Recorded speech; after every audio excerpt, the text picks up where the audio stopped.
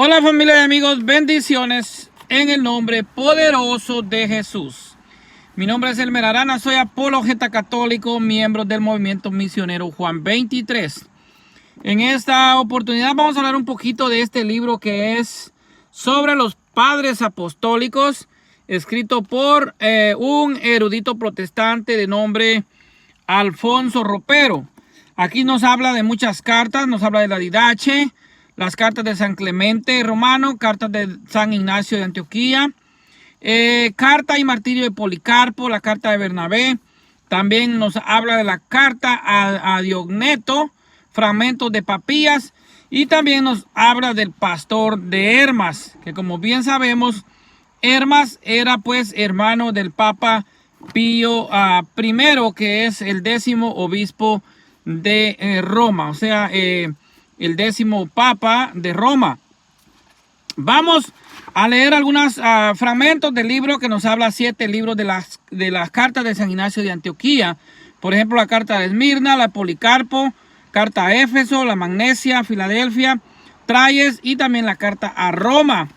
Vamos a ver en uno de los pasajes del libro, en lo que es prácticamente la página 45, cómo nos habla de lo que es la subordinación al obispo monárquico. En este punto, el escritor Alfonso Ropero nos habla que realmente pues la congregación debía estar unida al obispo, y nos dice que, pero aunque este orden que se da en los documentos tiene derecho a ser considerado como la primera forma en que fueron coleccionadas las epístolas, o sea, el orden cronológico de las epístolas, que son las 7 epístolas que yo le leí, dice aquí se ha sustituido por la orden cronológica de Eusebio, por ser esta más instructiva cuando hay en el propósito de leerlas una continuación de otra.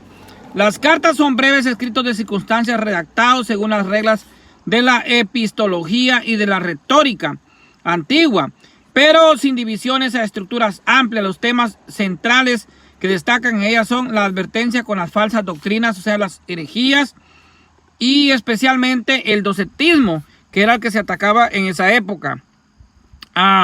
Dice también la unidad de la iglesia. Esto es lo que quiere resaltar: la unidad de la iglesia y la obediencia a los obispos y la gloria del martirio en cuanto pues a San Ignacio de Antioquía.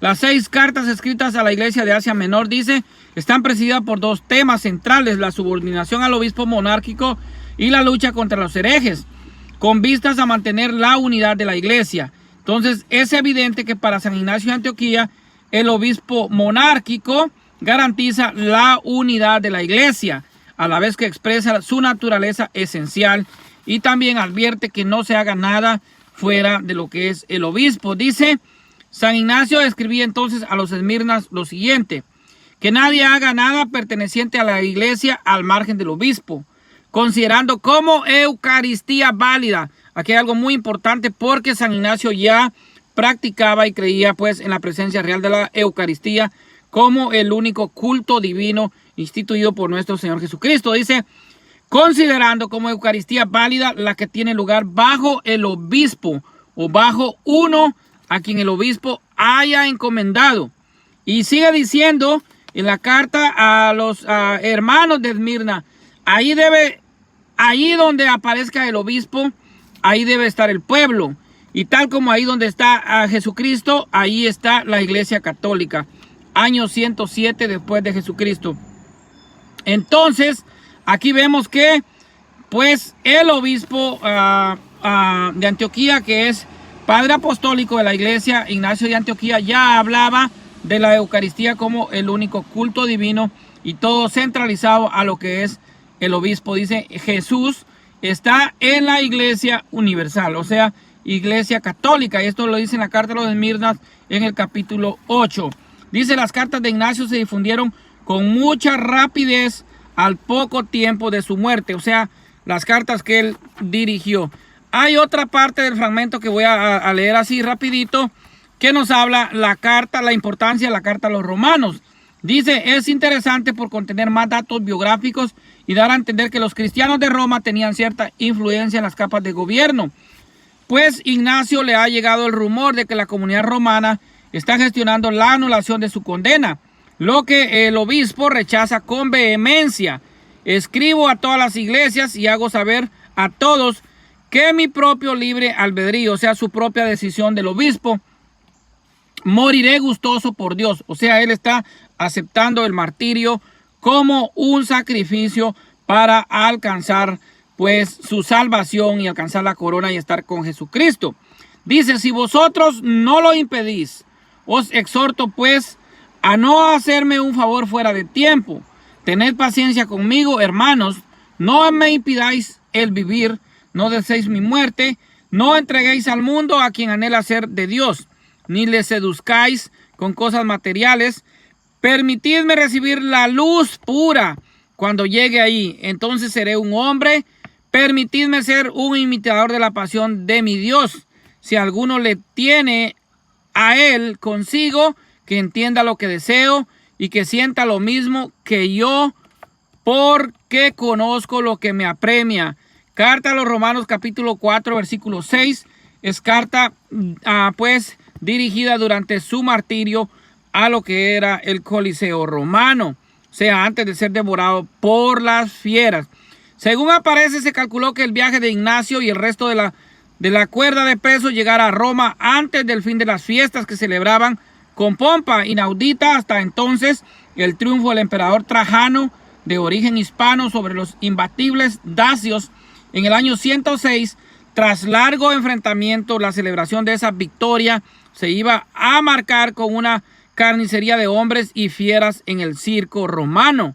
Estas fiestas duraron 123 días, buena parte del año 107. Fue el año en que él murió, pues San Ignacio de Antioquía.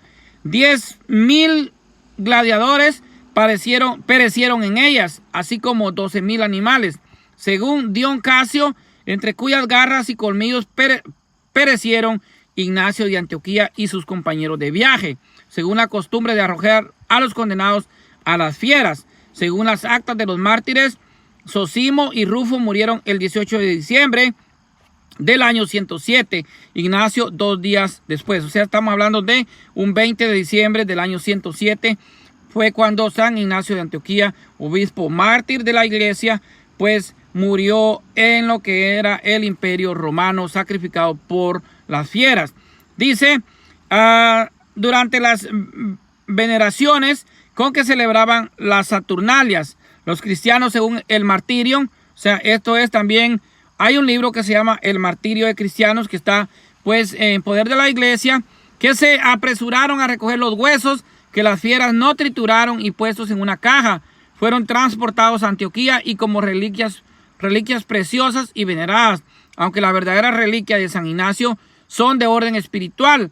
Las cartas que dejó como tesoro, cartas que del principio, aún antes de ser selladas con la sangre del martirio, fueron solicitadas por la comunidad filipense, o sea, con la iglesia de Filipos, y más tarde traducidas a latín, siriaco, armenio y otras lenguas. Entonces, como vemos, un obispo de la iglesia católica, un obispo mártir de la iglesia católica, es pues citado en lo que es pues una literatura protestante que nos habla incluso de la Didache y otros libros más de la iglesia católica que forman parte de la tradición, así como también la carta y martirio de San Policarpo, que también es padre de la iglesia, la carta de Bernabé y carta a Dioneto y los fragmentos de Papías, y como ya dije también el pastor de Hermas, que era pues un hermano de un papa, del 10º papa de la iglesia católica. Entonces, esto es lo que nos dicen los eruditos serios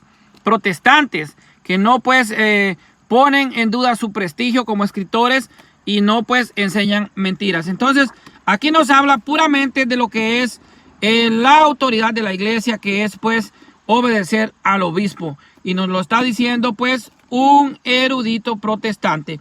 Bueno, esto es para que sepamos un poquito, entender cómo desde principios de siglo la iglesia primitiva ya nos hablaba del único culto divino, que es la Santa Eucaristía, y también nos hablaba de lo que es la jerarquía de la iglesia. Así que aquí una evidencia clara que un erudito protestante está citando pues la tradición de la iglesia y darnos a conocer que la iglesia primitiva, la iglesia de Jesucristo, era católica. Bendiciones para todos en el nombre poderoso de Jesús.